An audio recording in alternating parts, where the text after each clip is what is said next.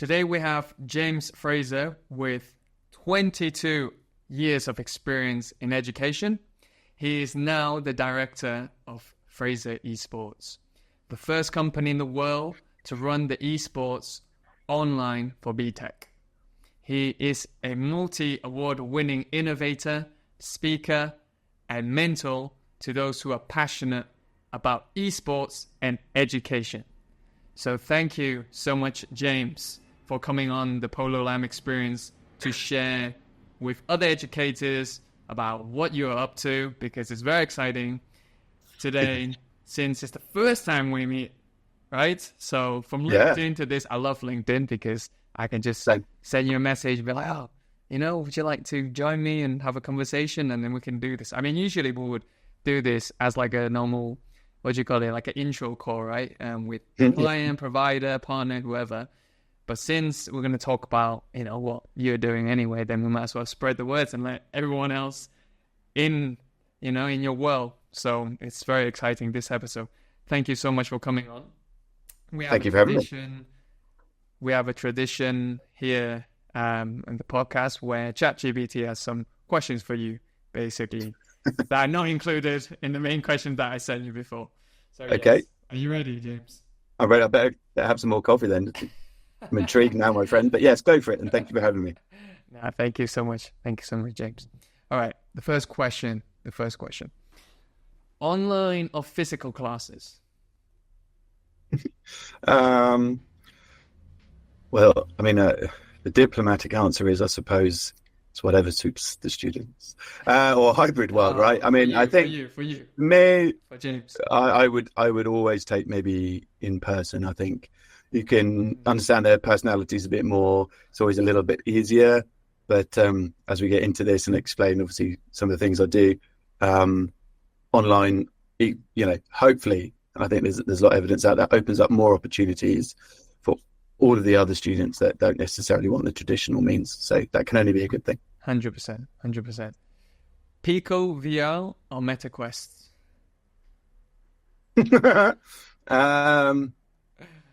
Well, don't they both have their pitfalls and opportunities? Just for you. Just for me, let's go Meta. Just because it sounds cooler, even though there's some things we need to be wary of, right? Yeah, no, you must explain later. It frustrates me as well. Coffee or tea? Well, I know that. No, I know. 100% coffee. Yeah. Coffee all day, every day. How many times a day?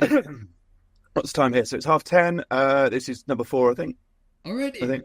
Yeah, it's pretty solid. What time pretty. Do you wake up? It's more like, what time don't I sleep, to be honest? But also, I'm old. Let's not forget that. I'm old. But 20 odd years of being a teacher, you kind of get into this habit, right, of having to need coffee to keep you going. So exactly that. So coffee all day. Okay. Do you prefer to read a book or watch a film? It's funny, I've just been away, actually. So I treated myself to buying a book, like a hard copy book, or paperback. So when I'm on holiday and I can properly disconnect, then it is a real treat of just sitting, ideally in the sun and doing nothing, and taking the book option. I think realistically, though, film, because it's pure escapism, ideally it's entertaining if you're lucky. You can watch it, but you don't necessarily, unless it's a really good thriller, you can do that. But also, and it's a sad thing to say, probably a film at home, because it also means I can be on my phone and faff around and do all that, which is quite depressing when you say that, I suppose. So yeah. Answer your LinkedIn messages. Yeah, exactly. Yeah, I need to double check something with Polo again. So yeah. Understood. The last question: trained teachers or students? Which one do you prefer? They both have their challenges. Do you know what? I think there's nothing harder in the world than trying to train teachers, because there's this sort of, I don't know, it's like, I know better than you, that's not how I'd do it type of thing. And I've been there, done that. And an awful lot of teachers always feel that they've got so little time to plan and prep having to listen to some other guy telling you need more time in your life to plan and prep and whatever is somewhat kind of. Somebody They're like, do you know what I could be doing other than listening to you? But equally, as I say, I've only ever taught. The majority of my career has always been post 16, and those guys are funny. They're funny. There's some real cool stuff that comes from that. So they're in that stage. They're in that stage where it's just the transition. Like they're about to get to that. I don't think I've got the patience to teach people younger than that, to be honest. So yeah, post 16, I guess university students. Yeah. Nice. Thank you so much. And that's it for the quick fire question. I hope the listeners got to know you a little bit better. I mean, whether it's just 5 questions, but still. So thank you, James. Let's get into the nitty-gritty of this podcast. So because our objective is for educators to learn, to listen to you and think, okay, what can I take out of this and apply it to my school or to my class? So the first question is a very simple one. Is basically, who is James, and what is your dream?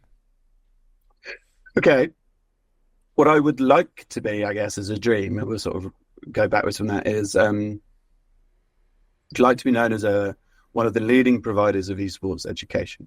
And to kind of go back from that a little bit, I have been in education now for 22 years, whether that's GCSE English or creative media or film studies or obviously moving into esports the last 5-6 years or so. I've always traditionally, as I say, only had an educational background. I was very fortunate enough to have been asked to contribute units to the Esports BTEC way back when in 2019, I think. And that has allowed me to go on and do lots and lots of other things. We were one of the first, if not the first, sixth form college in the UK to receive a grant and build an esports arena for the BTEC teaching and boot camps and after school kind of clubs and enrichment activities. So we got $250,000 a couple of years ago now. We built a 30-seater arena, a 20-seater arena, some video production kind of setup rooms, an editing suite. And that was amazing because we wanted to do it properly because everyone is involved in gaming pretty much in some form or another. So to be able to apply this to an educational side of things, and at the time where unfortunately COVID was happening, it also meant that gaming and esports particularly got a little bit more of the limelight. And also the government realised, along with Pearson and the British Esports Federation, that this is an opportunity to prepare students for the industry. It's not about making people better gamers. Far from that. We don't do that. I don't do that. I'm not going to make anyone a better gamer. But I can help them understand the multi kind of faceted industries that come within esports. Video production, social media, streaming, mental and physical well-being, managing, coaching, whatever, team play, blah, blah. And then, like in the last few years from that, I've been very fortunate enough to grow a specific esports team from 3 teachers to 5 teachers to a couple of years ago. I think we had 8 teachers in some form delivering esports at the BTEC level. And then I have been asked to speak for Lenovo and HP and Dell. I've seen my students sort of grow their own teams at college. We were national champions a couple of years ago, which was wicked. I helped found the QM Samurai, where that was my college team, where we started off with 3 teams. And when I kind of sidestepped that, or we left them with 8 teams competing every Wednesday up and down the UK, which was cool. Wow. I have been to Busan and Atlanta and Barcelona and flew back from Lisbon yesterday, and various other places up and down the UK to talk about the importance of esports and education. And I've had the most amount of fun doing that. I've met some amazing people with years of experience in the esports industry, which I try and gather information from and try and give that back where I can. Of course. I've created Fraser Esports now, where I also, with the help of Minerva, deliver the online BTEC to students that aren't in mainstream education for whatever reason. I want to focus now on students in the UK that are perhaps SEND students, alternative provision students, students that aren't in mainstream, as I say, for whatever reason. But this is an avenue and an opportunity for them, really. So just track back a little, because you mentioned... Sorry, that was a long answer, right? Yeah. You did mention a lot of points, which we want to get into deeply. But track back. First of all, which is the college that you're in? So then the listener can... So I was for about 8 years or so. I was at Queen Mary's, 9 years actually, Queen Mary's College in Basingstoke. Okay. So I kind of moved on this year to purely focus on my own business. As I say, as Fraser Esports. I'm also doing some amazing work with students out in the Middle East, trying to bring in an educational program there. A teacher turned entrepreneur right now. Allegedly so. Not everyone, obviously. Lots of people refer to me as an entrepreneur. I don't, but maybe I am. You are. Let's say I am. Okay, all right. Well, I will take that. Thank you very much. And so we're really interested to know. I mean, I'm sure loads of educators right now who are listening are also eager to do their own thing, because this is not just about education, but education and entrepreneurship, because it's something that I'm passionate about. And so we'd like to know. So you started as a teacher, teaching what? Media? English, GCSE English, and also literature, and then media studies, and then head of department. I've been an assistant head teacher, head of faculty, but bit of all sorts really. But as is the sort of the irony of teaching, is the better you are, the more you get promoted out of teaching, because then you have to manage and middle manage or whatever. It's a bit weird. So how did eSport come about? Because I was so you basically got a grant, but who suggested it? Who thought, let's do an eSport course, right? So we at college we have enrichment or after college activities. So you've got your traditional football, netball, cricket, basketball. Film club, chess club, dance club, and it made a lot of sense with some of the small amount of kit that we had, to just put on an hours a week session of sort of gaming, competitive gaming, if you will, and that, funnily enough, proved to be very popular. So then we put more on, and then I think I mentioned it on LinkedIn, I guess, or something. I don't know. I can't actually remember. And a lovely gentleman called Tom Dorr, who is, I think his title's head of education, I'll have to check, at British Esports, said, hey, you're one of the few colleges that are sort of doing this. Based on your experience, would you be interested, as I say, in contributing towards this sort of world's first? Wow. So I jumped at the chance because I could see the benefit of what it would bring to students. I'm a gamer myself, not traditional esports. And I know it's great for escapism and fun, and obviously a big entertainment industry element to that as well. Yep. So, I was very lucky to be picked and work on certain things like that. So really. you were at the right place at the right time, let's just say. Very much so, I think. He messaged you on LinkedIn, he sent you an email? Yeah, I'd have to a bit of both. And then we had a few calls, and Tom was working as a teacher at the same time as well. So he was trying to do all this kind of world's first qualification and teach and deliver. And how he got us all over the line, I don't know. Wow. But and persuade the government to give a... Well, he's got some important people in his corner, which helps. But when you've got the World Economic Forum saying these are skills that are important for employment, future employment, and we can say, well, gaming will give you this. And it proved to be very popular, as you'd imagine as well. It makes an awful lot of money, the gaming industry anyway, in the UK. So it was important to give it a go, and it's proved to be incredibly popular. And I don't have the figures in front of me, but between 40 and 50 colleges, schools in year one signed up. And now there's 200 odd centres, and some are dotted around the world as well, I believe. So it's quite cool. That's quite cool. Very proud of the bit that I've done. So congratulations. It always feels good to be the first, to be a pioneer. And that's why I say you're an entrepreneur, because that's what an entrepreneur, you got to be at the right place in the right time.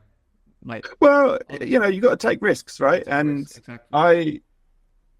I say this, I've been saying this to students all the time. It's like, go be brave, go fail upwards, whatever. And I decided to sidestep college this summer, teaching, which gives me a good salary and a safety net. But I wanted to do more, and I've been sort of side hustling a little bit for the last year or two anyway. So I've sort of jumped at it and given it a go and things like that, really. So talking about that, let's let the listeners know about Fraser Esports and why did you start Fraser Esports? Well, a couple of years ago, as I was fortunate enough to, as I say, be at the front of this, there were only a few people that you could really contact to say, look, we want to do what you're doing. Help me with training or curriculum planning or universities or, whatever. And I've actually just finished, hopefully anyway, ratifying a new esports degree. Oh, which wow. A degree? I can't. Not a college. I've been fortunate enough to be involved in a few of them. Okay. Some good, some not so much. But I'm not allowed to talk about that because it hasn't been a great. But that's I guess part of what Fraser Esports has allowed me to do is to effectively consult and work with people and organisations. I have worked with Guild Esports here in the UK with their academy program. They came to visit us and work with us for a year or so.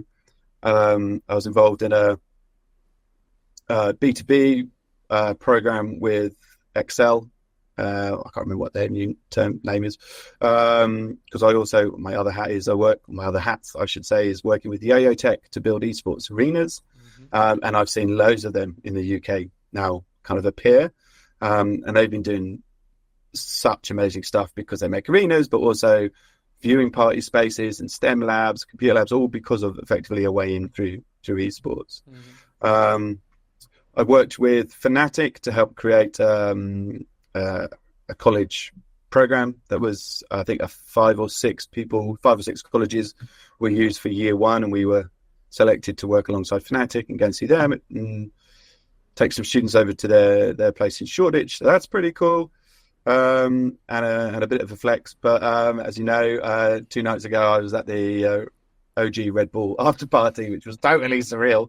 Having been out in Lisbon with Esports Insider as they just put on amazing event after amazing event. So all of these things that Fraser Esports have been involved in, I couldn't do if I was still in a traditional classroom. So it's risk and reward, but I'm certainly loving it at the moment.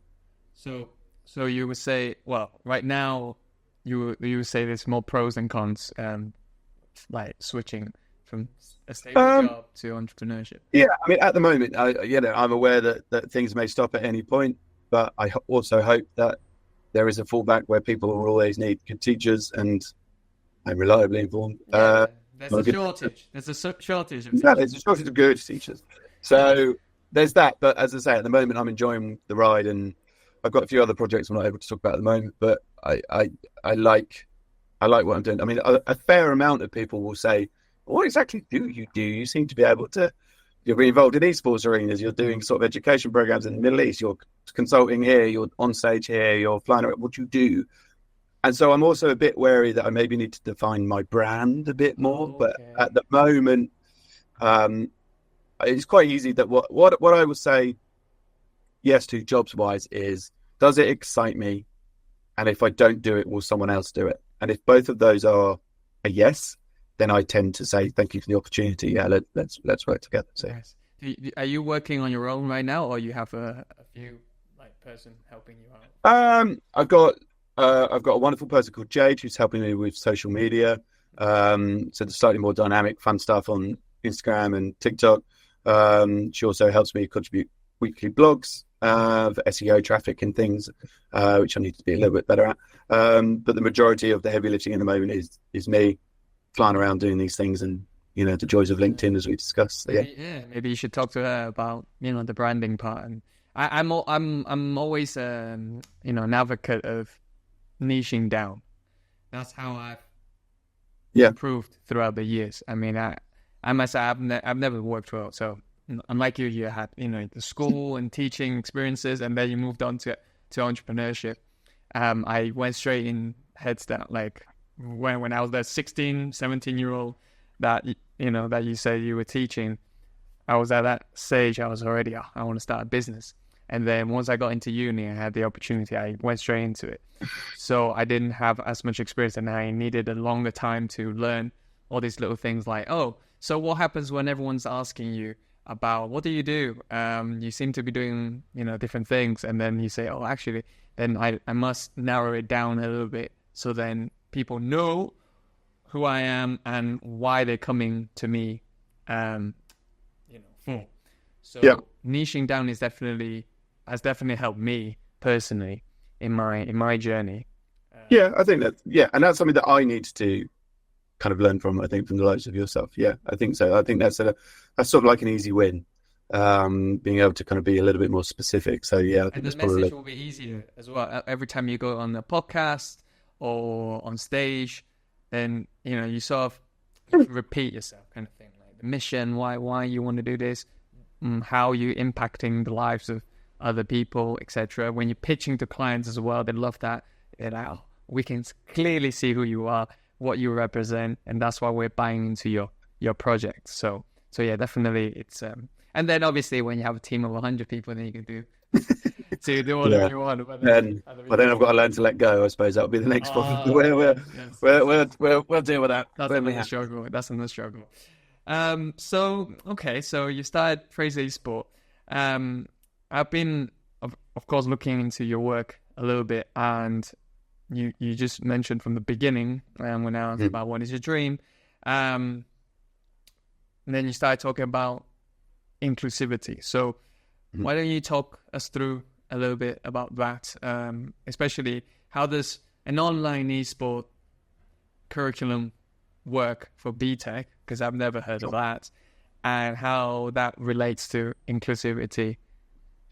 Yeah, absolutely. So my partnership with Minerva is relatively easy in the sense that they are an online school, and they're growing every year with student numbers because their reputation is very, very good. And they've just been Ofsteded, and that was amazing. And it was nice to be a sort of very small part of that as well.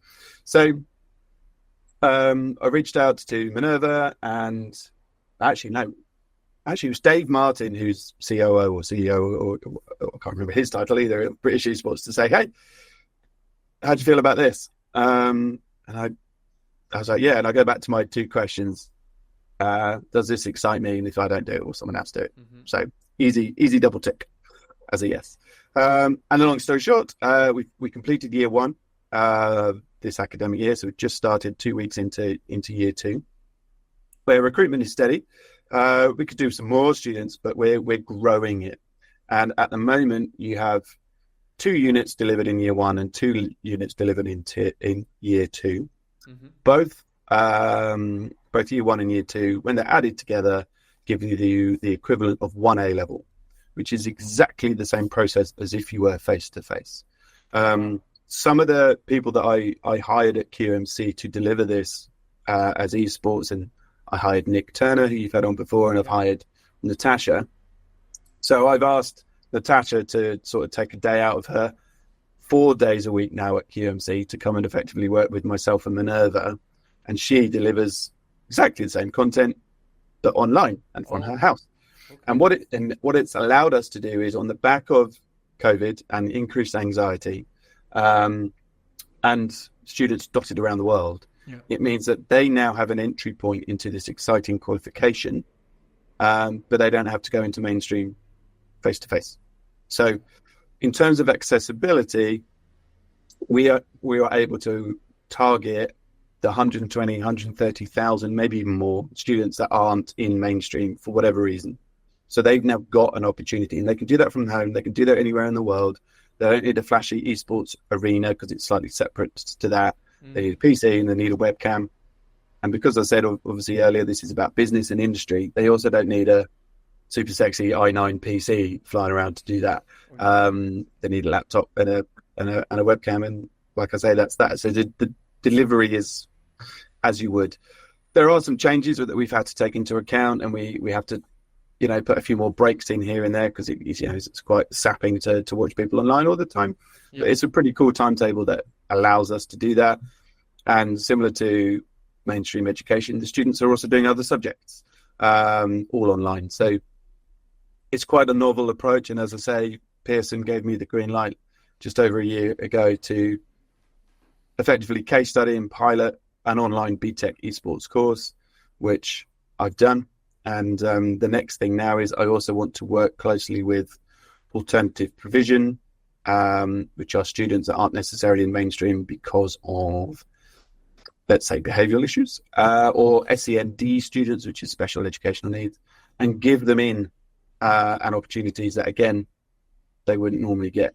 So those are projects, and they are tough ones, but that's not a reason for not doing it. Nice. And of course, I mean, there's something to do with Manchester United, so I realise I haven't touched upon that yet, but we can get onto that one as well. Yeah, no, definitely. No, this is the next one. But before we get onto the Manchester United, so to summarise, you basically added this subject onto the online school. I mean, that's what you've essentially done. And then I do have a question, but like I'm sure educators are thinking that as well, because as you say, esports, although it's grown, you still need a teacher teaching that course, like Natasha. So if you were to expand, say, into more schools, and because, you know, it's popular and there are more online schools trying to get into it, then how would you, because there's teachers shortage, obviously, how are we going to deal with that? It's not meant to sound flippant, but the process would be the same. We advertise, we shortlist, we interview, we recruit the best. And there are more esports teachers than ever before by proxy of the fact that this subject's only 5-6 years old. So you could lean on some that are in industry, but maybe they don't have a teaching experience, or those that have a teaching experience and understandably haven't worked in the industry, and ideally you could find somewhere in the middle. But for me, the BTEC was always devised to incorporate traditional sport, traditional creative media, esports itself, and traditional BTEC business.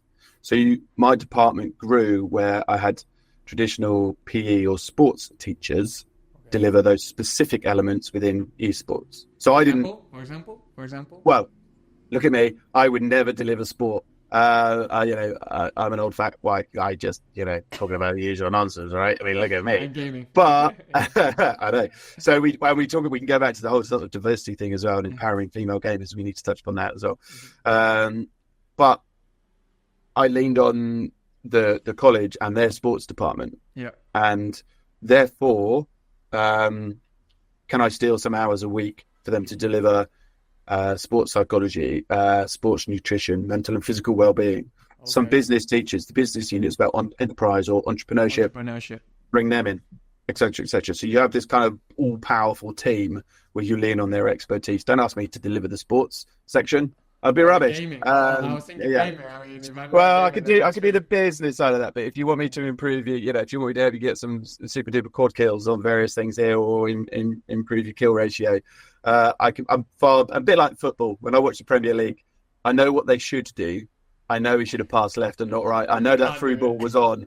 Yeah. I certainly can't do it now. Not with my knees. So I'm a far better watcher than doer.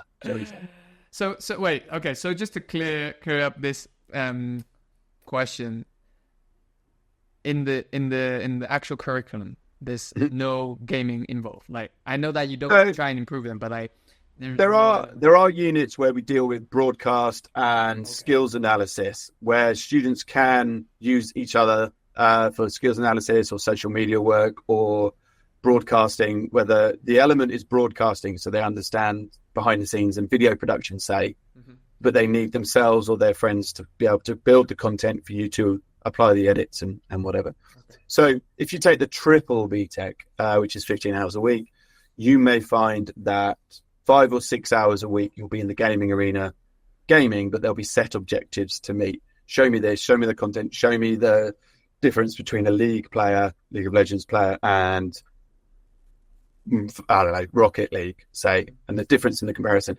Show me the sort of traditional sporting athletes, and again, we'll touch on Manchester United in a minute, and esports players. What have they got in common? What have they not have in common? But there could equally be time when it comes to assignments to be handed in where there's 2 hours out of 15. If you're also doing units where Stuart's delivering Monday and Tuesday video production. Tash is doing skills analysis on Tuesday. James is delivering enterprise and entrepreneurship. You may find that there's 9 hours out of 15. So overall, we try and cover all the bases. But what it isn't, and when we have parent conversations and senior leadership conversations and industry leaders conversations, so I say, this is not a gaming course, right? This is not that. If you do sports A-level, PE A-level, there will be times you'll be on the top field doing practicing your half volley or, working on technique, and then you're going to do a bleep test, and then you'll do heart rate and monitor and yoga and Pilates. But an awful lot of it is theory. So, that's hopefully a simple breakdown of that. 100%. So, because I didn't do BTEC, I did A-level, so it's a new world to me. That's why I was wondering, right? Because I only had a teacher for every single subject. You get what I'm saying? So it's new to me that in the same course, you can have different teachers teaching you different things, which I believe is very beneficial.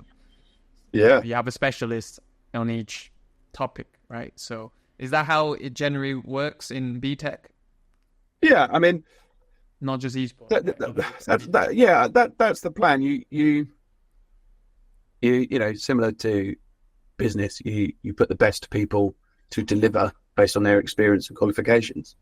If I wanted to go and deliver A-level French, then you would hope I have a teaching qualification and a degree in French, right? Yep. I might have a degree in Japanese or German. That ain't going to help the students get an A-level in French. So you put the best people in the best places. But, that's a pretty general, you would hope, business approach, full stop. And as to say, 6-7 years ago, you wouldn't find anyone who really delivers esports. You'll have a couple of degree lecturers maybe lurking around. But as the qualification has grown, so is the interest, so is the training, so is the understanding. And I must have gone to 30 schools or colleges up and down the country to kind of deliver what I've done, tell people these are the mistakes I've made, don't do them, do this, as I've got into this as well. And that's been quite cool to watch these people deliver and expand and grow their kind of esports education opportunities to kids as well. Definitely. Now let's move on to Man United. I know that's a hot topic in this chat. Definitely for me as well. I'm a football fan. I support Chelsea, by the way. I wasn't going to ask. I had a feeling it would be Arsenal or Chelsea. I could just tell. So tell us about your latest achievement, James, on what you're doing with Man United. Well, I mean, although LinkedIn does my head in and probably does everyone else's head in as well, I still think it is probably the best out there to do what it does. And how we sort of tie that around the Manchester United thing is that someone, I can't think who it is. It might have been a gentleman called Fabian who works for Minerva. And he tagged me into a comment on LinkedIn where a lady called Emma, who works for Manchester United as women's player care, said, is there anyone out there who's got an understanding of esports education? And Fabian tagged me and a few others. I was like, it's very kind, thank you. Looked at it, and it was this lady Emma from Manchester United. Now, normally I'd jump on it anyway because I go, these type of things excite me. I'm a Manchester United fan, as you can tell by my sorry accent. So I was like, yes. United, whatever. Yeah, well, exactly, right? So we sort of had a few initial conversations, and ultimately Emma has very kindly sort of aligned me with a current female footballer for Manchester United, who ironically my son and I watched lift the FA Cup back in the summer at Wembley, called Hannah Blundell. And Hannah, as I say, is as we speak right now, on Friday morning, she is probably in the pouring rain in Manchester doing some training at Manchester United. Mm-hmm. And she is looking to effectively diversify and look into something alongside her football playing career and when she leaves football. Okay. And she's a COD player. She just wants to know a little bit more about it and has got a passion and an interest. So leaning on the expertise of Fraser Esports, someone who's written the beat or elements of the BTEC, I should say, and an existing relationship with the wonderful folks at Minerva, I've said, well, you tell me your training schedule and I'll fit around that. So I'm delivering an esports online BTEC to a Manchester United football player. How cool is that? I know. Well, because we've got to do certain things face to face to start things off and get things signed and agree with it. I was very lucky to go to Carrington, which is their training grounds. I went to the day before I went to the Superstore. For no reason at all, other than to just sort of fanboy it a bit. I'm not allowed to say I bumped into two of the men's players when I was there on the Friday, but it's all a bit. I don't know what I'm not allowed to say, but I had to sign various things to say don't post, do this, do that, whatever. So I don't want to risk that one. But I did get to see the training facilities. I sat down with Hannah and Emma. They are absolutely fantastic with what they're wanting to do and the passion and the commitment. So we started our lessons, and it's online. And there you go.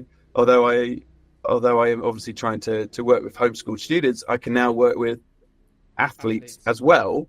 And when it comes to comparing traditional esports with mainstream sports, I have no better person to go to. And Hannah is already a role model to hundreds of thousands of people. The course. And I don't know. And so, what we want to do is we want to work with other orgs and we want to kind of promote her a little bit, but we want to make her a role model into esports as well. And that's going to take a little bit of time, but I'm up for that, and that's a cool thing to be able to say. And I've now gone into the world of having to deal with player care managers at Manchester United, and potentially her agent, and NDAs, and like all these like things I wasn't expecting. And I've just got to make sure I don't get too excited all the time. Make sure I don't get it right as well. But but just playing it cool.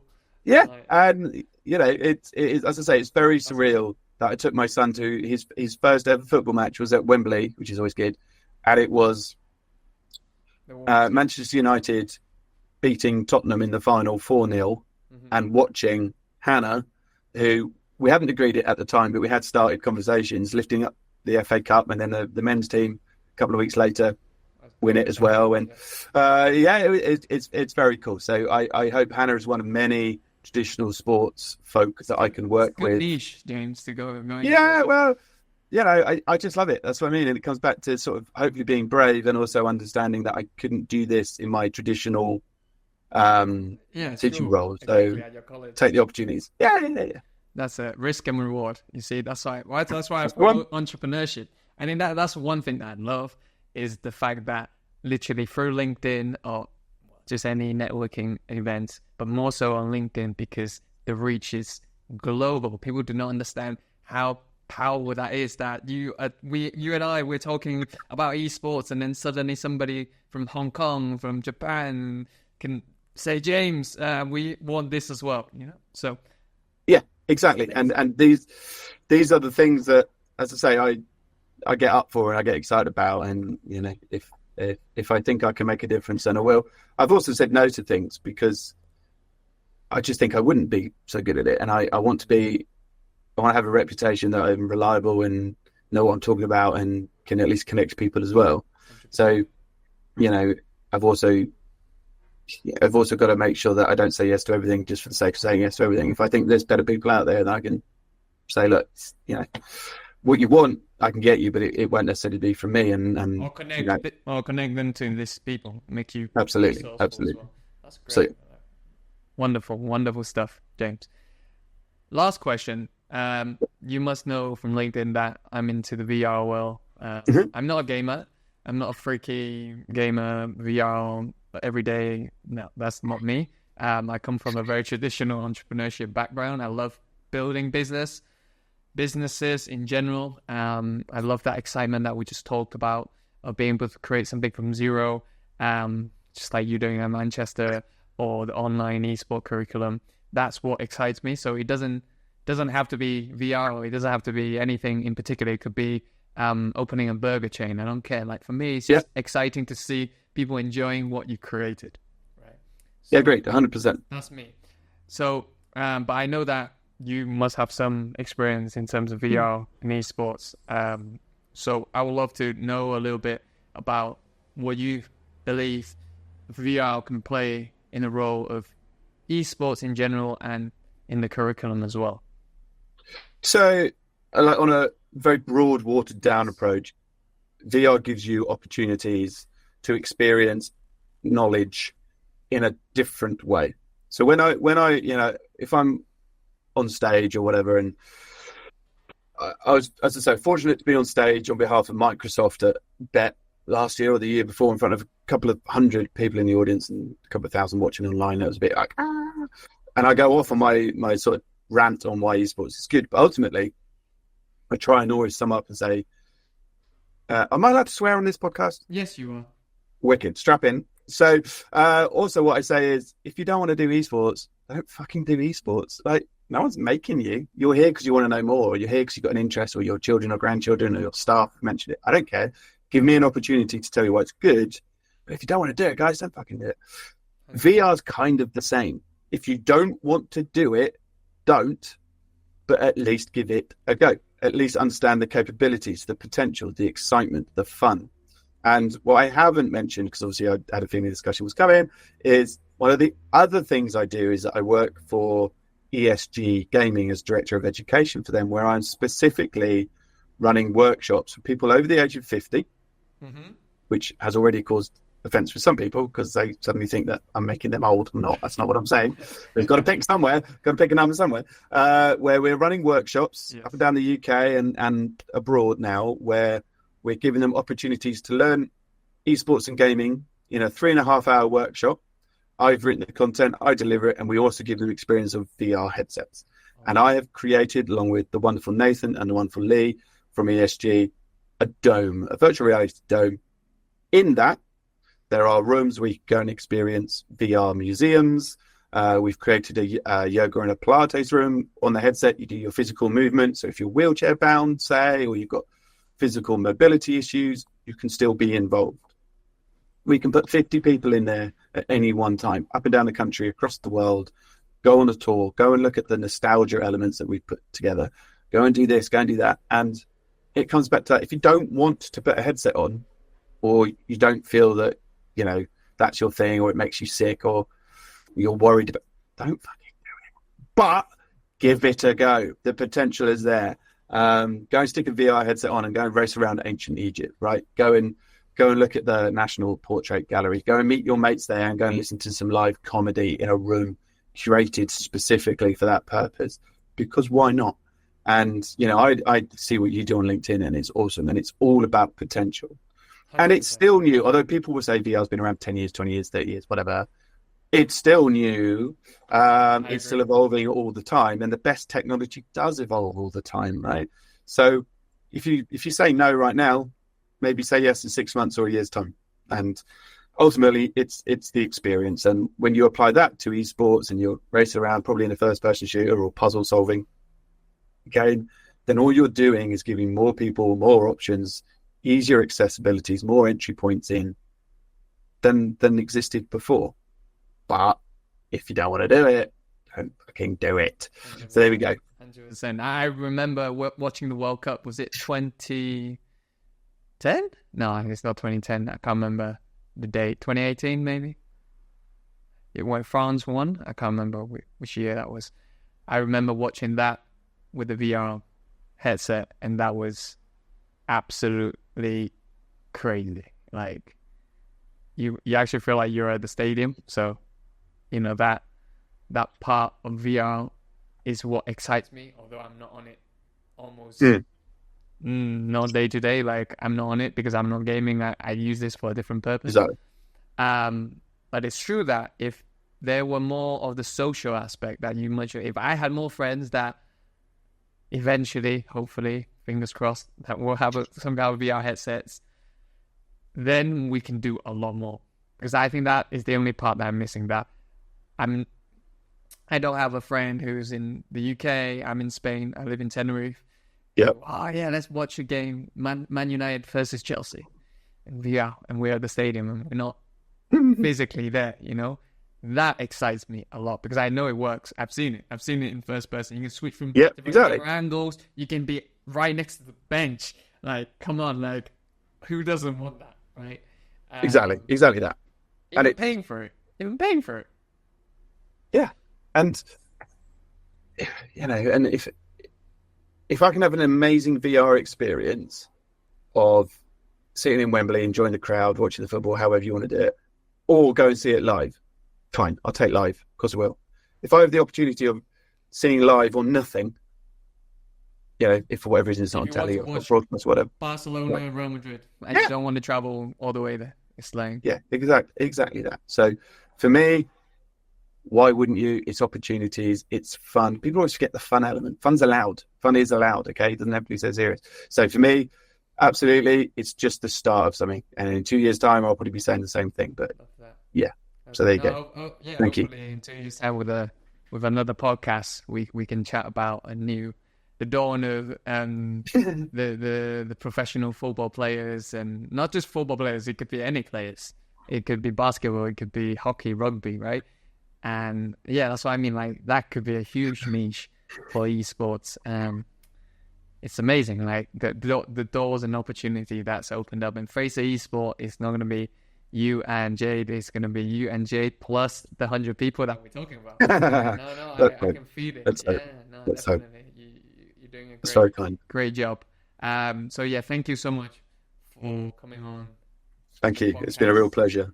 Well, and I like your podcast. I like what you do. You know, although we've never met, and hopefully one day we will. I'm equally grateful to have the opportunity, and thank you. When United plays against Chelsea, get me that ticket. I'm flying message. Over. Yeah. Okay, all right, that's fine. I'll see what I can do. I was the way United stand, but the way they're going, you and I are going to end up in their squad at Chelsea anyway. It's going to be our turn to play soon. That would be amazing. I follow some of the guys on LinkedIn. I'm like, I'll be tagged on one day.